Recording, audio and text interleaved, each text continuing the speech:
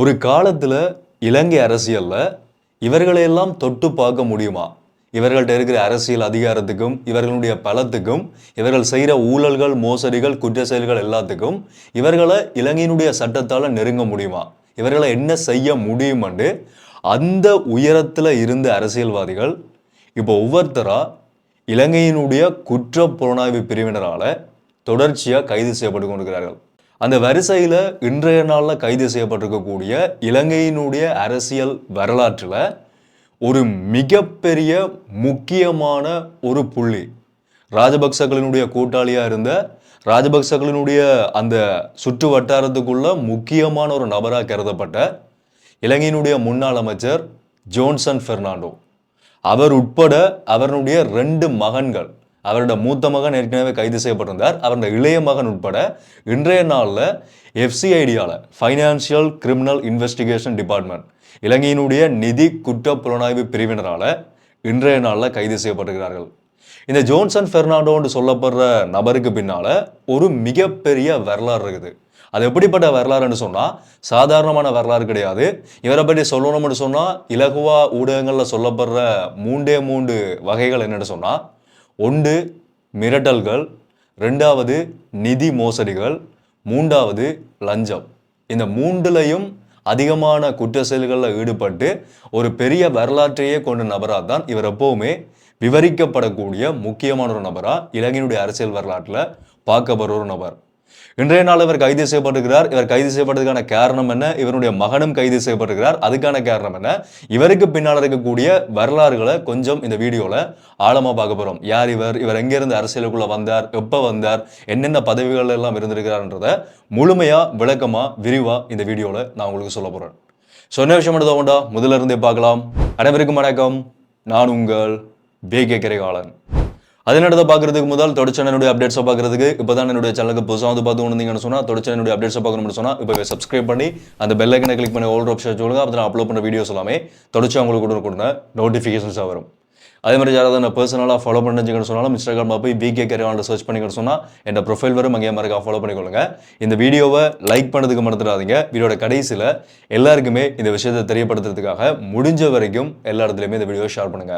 Okay, முதல் விஷயம், இன்றைய நாளில் இலங்கையினுடைய எல்லா ஊடகங்கள்லையுமே ஒரு மிகப்பெரிய பிரேக்கிங் நியூஸாக போய்கொண்டிருக்கிறது தான் இலங்கையினுடைய முன்னாள் அமைச்சர் ஜோன்சன் பெர்னாண்டோ இலங்கையினுடைய நிதி குற்ற புலனாய்வு பிரிவினரால் ஃபைனான்சியல் கிரிமினல் இன்வெஸ்டிகேஷன் டிவிஷனால இன்றைய நாளில் கைது செய்யப்பட்டிருக்கிறார் என்ற இந்த ஒரு செய்தி.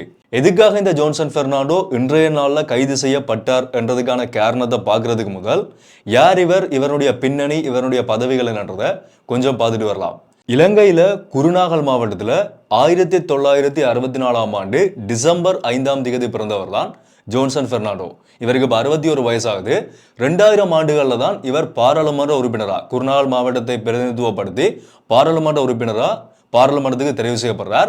SLPP கட்சியினுடைய உறுப்பினர் தான் ஜோன்சன் பெர்னாண்டோ. அதே நேரத்தில் ஐக்கிய மக்கள் சுதந்திர கூட்டணியிலையும் இவர் ஒரு உறுப்பினராக இருந்திருக்கிறார். ஆனால் இவருடைய பிரதானமான கட்சியாக சொல்லப்படுறது, அதிக காலம் உறுப்பினராக இருந்த கட்சி இலங்கையினுடைய பொதுஜன பெரமுன கட்சி, ராஜபக்சகளுடைய கட்சி. இவர் பாராளுமன்ற உறுப்பினராக தெரிவு செய்யப்பட்ட 2000 ஆண்டிலிருந்து கிட்டத்தட்ட 24 வருடங்களா 2024ஆம் ஆண்டு வரைக்கும் இவர் அரசியல் இருந்திருக்கிறார்.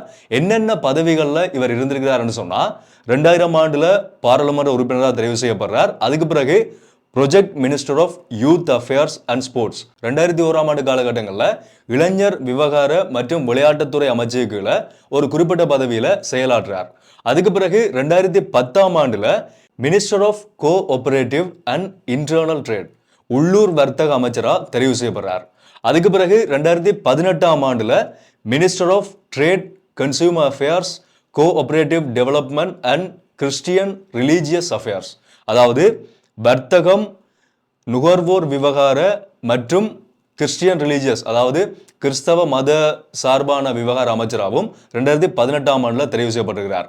அதுக்கு பிறகு 2019ஆம் ஆண்டு கோட்டாபய ராஜபக்ச ஜனாதிபதியாக தெரிவு செய்யப்பட்ட காலகட்டங்களில் minister of ports and shipping, அதாவது துறைமுகங்கள் மற்றும் ஏற்றுமதிக்கான அமைச்சரா தெரிவு செய்யப்படுறார். அதே காலகட்டத்தில் மினிஸ்டர் ஆஃப் ஹைவேஸ் நெடுஞ்சாலைகள் அமைச்சராகவும் ஜோன்சன் பெர்னாண்டோ பணியாற்றி இருக்கிறார். அந்த 2022ஆம் ஆண்டு 2019ஆம் ஆண்டுல இருந்து 22 ராஜபக்சர்களுடைய ஆட்சி நடந்த இந்த காலகட்டங்களில் இந்த பதவிகளில் மாறி மாறி அமைச்சரா இவர் பணியாற்றி இருக்கிறார், அரசியல் இருந்திருக்கிறார்.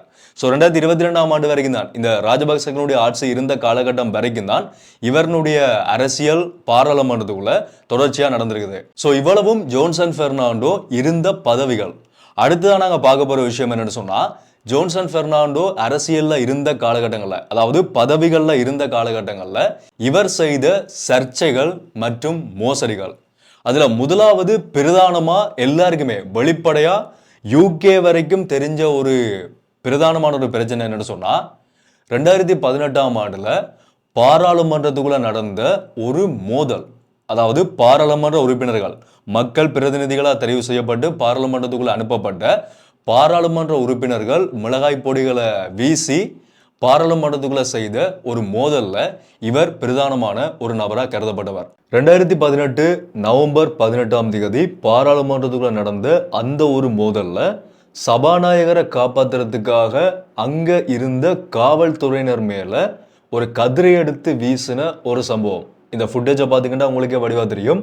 ஒரு சபாநாயகர், அந்த சபாநாயகரை காப்பாற்றுறதுக்காக நின்று கொண்டிருக்கிற அந்த காவல்துறையினர் மேல இவர் கதிரையை தூக்கி வீசி எறிகிறார். கிட்டத்தட்ட சபாநாயகரை தாக்குற மாதிரி போனதாக தான் அந்த சம்பவம் சொல்லப்பட்டது.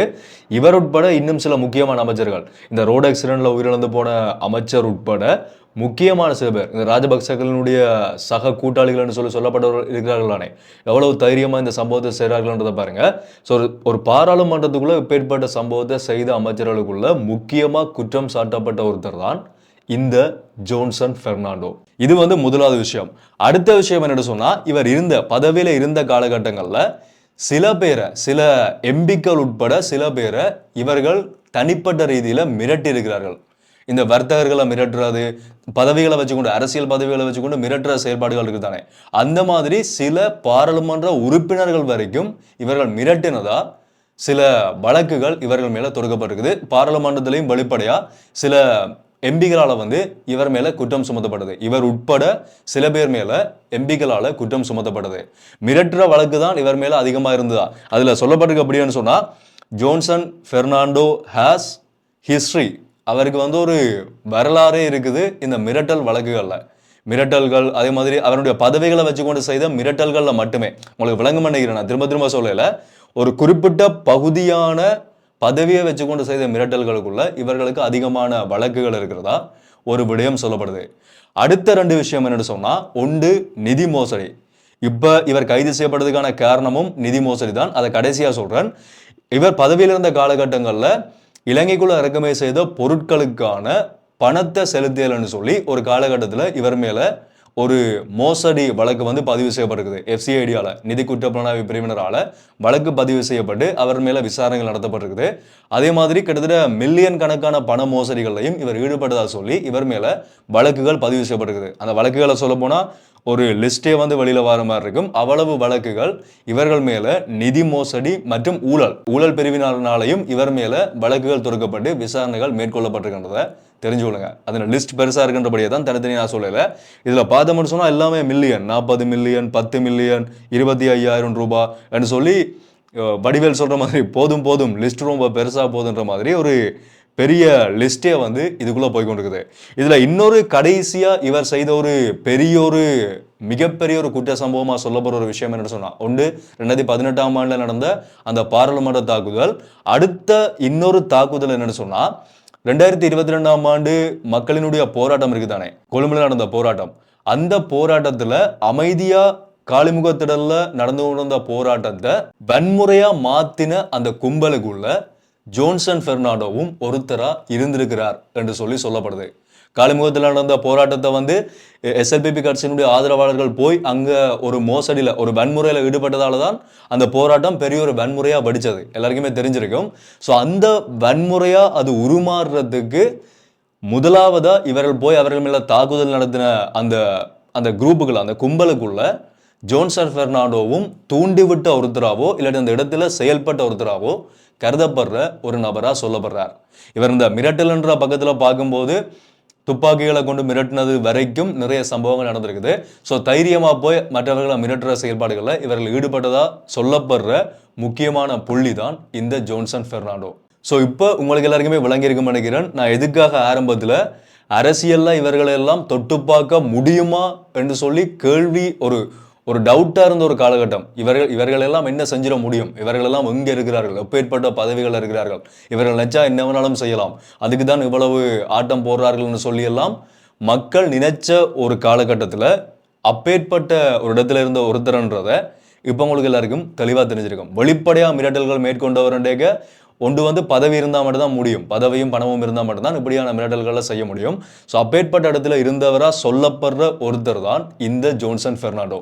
இதுக்கான முழுமையான வழக்குகள் தொடர்ச்சியான விசாரணைகள் எல்லாமே கடந்த அரசியல் தரப்புகளை இந்த ராஜபக்சர்களுடைய அரசியல் மாறி ஏனைய அரசியல்கள் நடக்கும்போது மைத்ரிபால சிறிசேனனுடைய அரசியல் காலகட்டங்களில், அதே மாதிரி ரணிலனுடைய காலகட்டங்களில் ஒரு கொஞ்சமாக வழியில் தெரிஞ்சது. அதுக்கு பிறகு இப்போ வந்திருக்கக்கூடிய என்பிபி அரசாங்கத்தால் முழுமையாக இவர்களுடைய சம்பவங்கள் எல்லாமே வெளியில் தெரிய ஆரம்பிச்சிருக்குது. இதெல்லாமே வெளிப்படையாக இருக்கக்கூடிய விஷயங்களை தான் நான் தொகுத்து முழுமையாக உங்கள்கிட்ட சொல்லியிருக்கிறேன். ஸோ இப்படிப்பட்ட ஜோன்சன் பெர்னாண்டோ தான் ராஜபக்சக்களினுடைய செல்லப்பிள்ளை என்று கூட சொல்லலாம். அப்பேற்பட்ட ஜோன்சன் பெர்னாண்டோ தான் இப்போ இலங்கையினுடைய நிதி குற்ற புலனாய்வு பிரிவினரால் கைது செய்யப்பட்டிருக்கிறார். அவர் கைது செய்யப்பட்டதுக்கான காரணம் என்னன்னு சொன்னால், லங்கா சதோசா இருக்குது தானே, லங்கா சதோசா நிறுவனத்துக்கு சொந்தமான ஒரு லொரியை தவறாக பயன்படுத்தினதா சொல்லி லங்கா சதோசான்றது அரசாங்கத்துக்கு சொந்தமான ஒரு நிறுவனம். ஸோ அரசாங்கத்துக்கு சேர வேண்டிய நிதியை சேர விடாமல் அரசாங்க சொத்தை கிட்டத்தட்ட அரசாங்க சொத்தை தவறாக பயன்படுத்தின மாதிரி என்ற ஒரு குற்றச்சாட்டில் தான் ஜோன்சன் பெர்னாண்டோ இப்போ கைது செய்யப்பட்டு அவர் இன்றைய நாள் காலையில் FCIDக்கு வாக்குமூலம் கொடுக்கறதுக்காக தான் போயிருந்தார். அவர் வாக்குமூலம் கொடுக்க போகும் முதலே வெளியில் ஊடகவியலாளர்கள் கேட்ட கேள்விக்கு என்ன சொல்லியிருந்தாருன்னு சொன்னால், இதனக்கு ஒன்றும் புதுசு இல்லை, இதனுக்கு பழக்கப்பட்டவருடன் தான், நான் அடிக்கடி போய் வாரவுடன் தான் அங்கே தான் போறன்ற மாதிரி ஒரு கதையை சொல்லிட்டு போயிருந்தார். ஆனால் அவர் போய் குறிப்பிட்ட ஒரு சில மணி நேரங்கள்லேயே அவர் கைது செய்யப்பட்டிருந்தார். அவர் மட்டும் இல்லாமல் அவருடைய இளைய மகனும். கடந்த வாரம் தான் ஜோன்சன் பெர்னாண்டோவினுடைய இன்னொரு மகன், அவரோட பேர் என்னன்னு சொன்னால் ஜொஹான் பெர்னாண்டோ என்ற ஒருத்தர் கடந்த வாரம் கைது செய்யப்பட்டு ஜனவரி 9 வரைக்கும் அவர் இப்போ விளக்கமறையில் வைக்கப்பட்டிருக்கிறார். நீதிமன்றத்தினுடைய உத்தரவின் பேரில் இதே FCID நிதி குற்ற புலனாய்வு பிரிவினரால் தான் அவரும் கைது செய்யப்பட்டிருந்தார். இப்போ என்ன நடந்திருக்குன்னு சொன்னால், ஜோன்சன் பெர்னாண்டோவும் அவரோட இன்னொரு இளைய மகனாக சொல்லப்படுற இன்னொரு மகனும், அவரோட பேர் வெளிவரையில், அவரும் இப்போ அதே FCIDயால் கைது செய்யப்பட்டிருக்கிறார்கள். கிட்டத்தட்ட எல்லாமே ஒரே மாதிரியான வழக்குகள் என்று தான் சொல்லப்படுது. இந்த லங்கா சதோச வழக்கு தான் இந்த 3 பேர் மேலேயுமே குற்றம் சுமத்தப்பட்ட வழக்காக சொல்லப்படுது.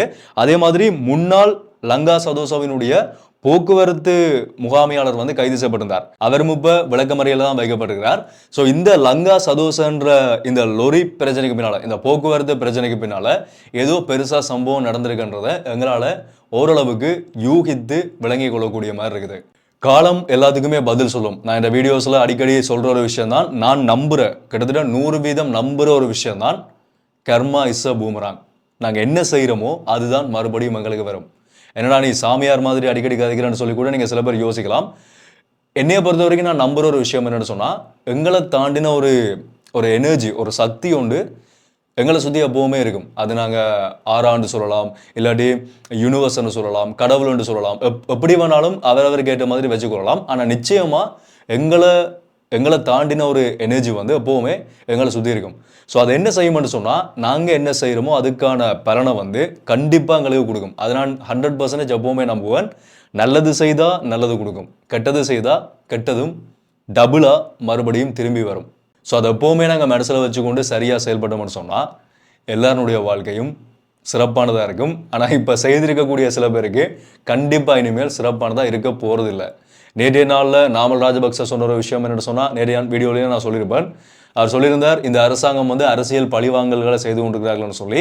இன்றைய நாள் ஜோன்சன் பெர்னாண்டோவினுடைய கைதுக்கு பிறகும் அவர்கள் சார்பான கட்சிக்காரர்கள் சொல்ல போகிறது இதே பதில் தான், இந்த புதிய அரசாங்கம் அரசியல் பழிவாங்கல்களை செய்து கொண்டிருக்கிறார்களாண்டு. ஆனால் சட்டத்தை யாராலையுமே தவறாக பயன்படுத்த முடியாது தானே. சரியான முறையில் தவறு நடந்திருந்தால் சட்டம் சரியான முறையில் அவர்கள் மேலே பாயும். இதை பற்றி உங்களுடைய கருத்துக்களை நீங்கள் தாராளமாக கீழே கமெண்ட் சொல்லிடலாம். தொடர்ச்சியான அப்டேட்ஸை பார்க்குறதுக்கு சப்ஸ்கிரைப் பண்ணிருப்பீங்கன்னு நினைக்கிறேன். அப்படி சப்ஸ்கிரைப் பண்ணலன்னு சொன்னால் இப்போவே சப்ஸ்கிரைப் பண்ணி அந்த பெல் ஐக்கனை கிளிக் பண்ணி ஒரு ஆப்ஷன் வச்சுக்கோங்க. அப்போ நான் அப்லோட் பண்ணுற வீடியோஸ் எல்லாமே தொடர்ச்சியாக உங்களுக்கு கொடுத்தா நோட்டிஃபிகேஷன்ஸாக வரும். ஸோ மீண்டும் ஒரு வீடியோவில் சந்திப்போம். நன்றி.